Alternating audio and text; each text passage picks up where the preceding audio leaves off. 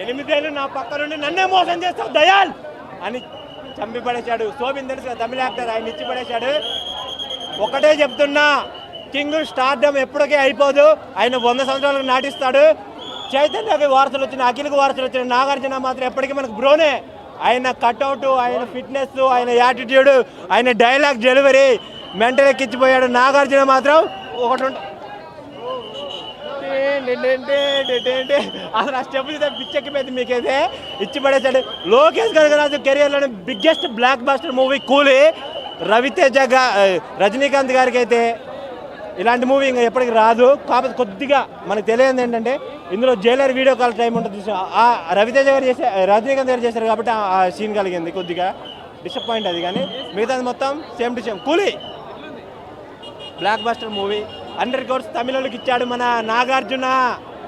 Okay, Amala madam గారు ఒకటే గుర్తుపెట్టుకోండి, మన్మధుని బయటకు వదిలిపెట్టారనుకో మీ పని అయిపోయింది. ఎందుకంటే ఆయన ఈ వయసులో కూడా 26లో ఉన్నాడు. 65 సంవత్సరాలు 26. నీ కలెక్షన్ ప్రకారం చెప్పాలంటే తమిళ్లో 74, ఎవరికి రజనీకాంత్ 74 కోట్లు, అండ్ మన సత్యరాజ్కి 70 కలపండి 144 కోట్లు తమిళ వసూలు చేస్తుంది. తెలుగులో 65 ఇయర్స్ మన నాగార్జున 65 కోట్లు చేస్తుంది.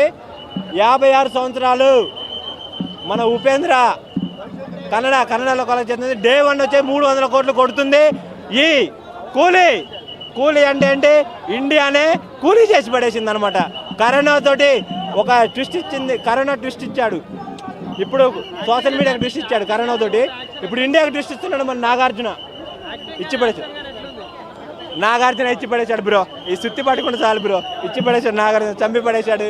ఈ సీన్ చూస్తూ ఉంటే నాకైతే మైండ్ బ్లోయింగ్. నాగార్జున కోసం మన ఒక్క తెలుగు ఫ్యాన్స్ కాదు, భారతదేశ ఫ్యాన్స్ మొత్తం నాగార్జున కోసం వెయిట్ చేస్తున్నాడు. నాగార్జున కింగ్, ఎప్పటికైనా కింగే.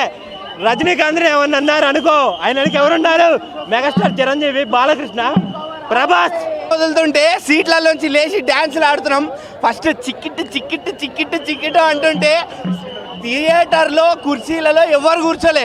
ఒక రిలీజ్కి ఎలా అయితే సెలబ్రేట్ చేసుకుంటారో అట్లా వచ్చి అందరు డ్యాన్స్లు వేసిరు స్క్రీన్ ముంగట. అంత బాగుండే. అనిరుద్ధ్ మాత్రం అబ్బా